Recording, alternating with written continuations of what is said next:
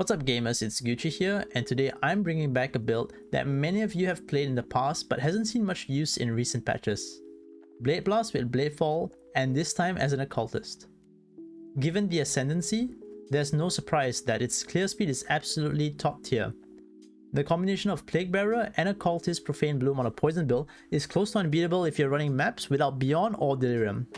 It has been the go-to setup for winning 100 races on solo self-found, and being able to fit it on a character capable of destroying endgame bosses is just a pleasure.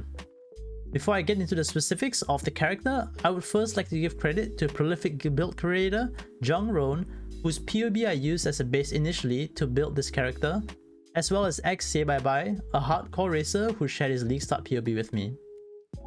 This character's performance in boss encounters is probably one of the best I've experienced in hardcore from the perspective of raw damage. Whilst its defenses might be mediocre compared to setups with Melding of the Flesh or Aegis, its vastly superior damage minimizes the risk in boss fight encounters by reducing the total duration of the encounter.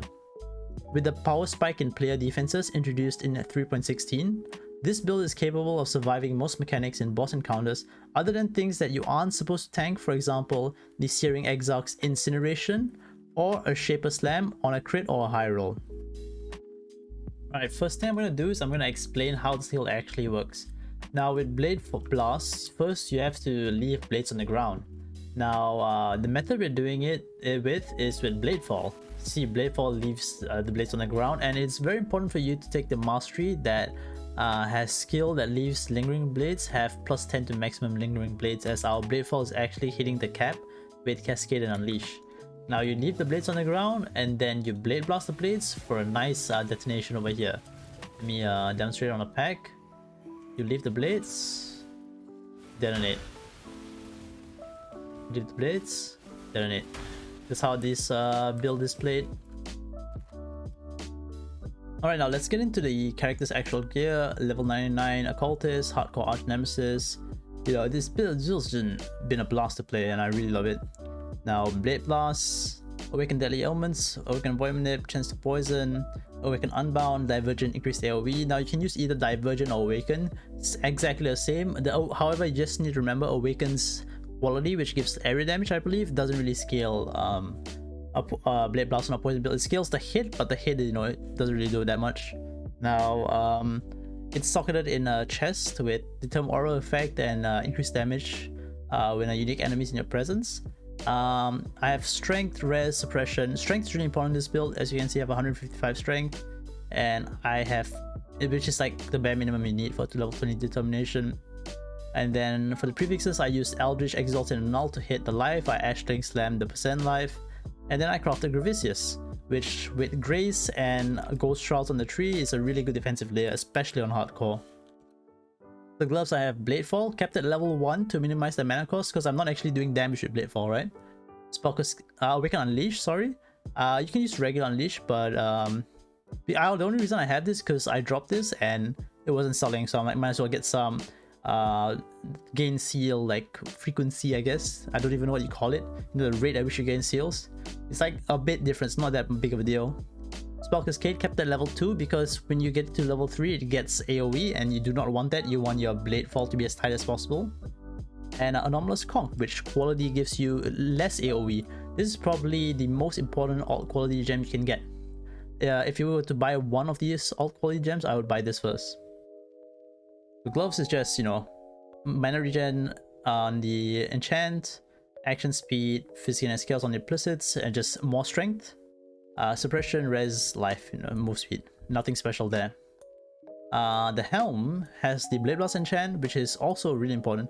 I feel like you'd probably want this right after you get Anomalous Conch, or maybe the other way around. One of the two. This is really good. For the helm, I also used Eldritch Currency to craft it. So I had used essences to hit the tier 1, tier 2 life prefixes. And then I used Annul Exalt till I hit Fire Res. And then I did prefixes cannot be changed, and I Ashling Slammed it till I hit Duration of Ailments while focused. This is completely unnecessary. You don't have to do this. You can just go with the craft. It's not a big deal. So I have, you know, the holy trinity of defense in PoE, Determ, Grace, Defiance Banner, and Anomalous Reading Step here. Now, Amulet is just cast speed, cast speed, what's it called? Damage over time multiplier. And then I did suffixes cannot be changed, Veiled Chaos for the life roll, life with mana regen.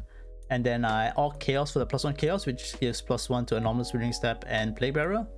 And then I crafted the minus mana cost. As you can see, I did the same thing on the gloves, where I woke up elevated gloves.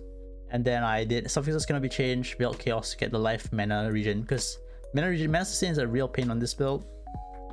Now, belt is just like life belt, pretty much. And this mod is the crafted mod is completely optional. It's just some quality of life. Ring, display on hit ring with, you know, the same way I crafted the amulet and the gloves. I did the ring for the life. Suffixes cannot be changed, Veiled Chaos.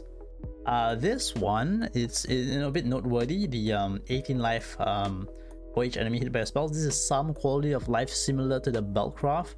I wouldn't say it's necessary, like the same way the amulet isn't necessary, the implicit I mean. But you see the implicit life regen, the life gain on hit, the passive ES regen, the ghost shrouds, all this come together to create a very comfortable experience bossing especially. So yeah, it is completely optional, but I would highly recommend it. Now, shield. This shield, cool thing, I don't know if it's common knowledge, I learned this from Ventura, but if you Hunter Exalt a shield with just prefixes open, I don't know if it's limited to just this armor evasion basis, but if you Hunter Exalt this, you are guaranteed either tier 1 or tier 2% life. So that's how I did this shield. I did everything else and then I Hunter Exalted. Yeah, pretty chill. Custom damage taken, Molten Shell here. You know, another, this should be in the Holy Trinity, but I guess then it wouldn't be a Holy Trinity. But still, yeah, definitely running this in hardcore. Poacher's Mark. The change to Mark is really good. I don't know when they changed this because I didn't really play last week, but Mark's being permanent. Really good quality of life and nice frenzy sustain. Now the wand, V1. This is a wand that even softball players have drooled over. Now I got really lucky crafting this. I did the Fizz Gem recipe and I augmented cast speed. Then I imprint Regal, and it turns out I wasted my time. I wasted my time imprinting because I could have just Regal and I would have hit in the damage over time multiplier first try. So yeah, you just get lucky. If you don't get lucky, Orc Regal to hit cast speed and multi-mod. Either this, or if you regaled a prefix that's useless, you could do chaos damage and chaos damage over time multiplier on the suffix. I think you can get up to 20 on the suffix. Now, that's it from gear, I think. Yeah, I don't think I missed anything really. But yeah, let's quickly get into the POB, which is which is probably the more interesting stuff. Not the tree, but the gearing. Now, Occultist Ascendancy, I'm just gonna go over this. Withering Step first, Withering Presence first, Profane Bloom, and then Malediction, right? That's the order that you should go for. You should not get Profane Bloom in normal that. It is a bait. You do not have any AoE on your Blasphemy to actually proc this reliably. Now, tree, I mean, you can look at the POB, it's pretty... There's nothing special here at all. Maybe Leech Shade being optional because I like it for bossing. Before you get Septic Spells, which gives you poison on hit, you need to go for Toxic Strikes or Anoint Toxic Strikes.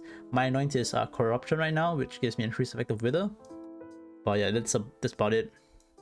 Like this tree, you can just look at this tree. It's like pretty straightforward, pretty logical how you go like down the tree, right? Because you start all the way at the witch. There's not much. There's the one direction you can go. It's like down right.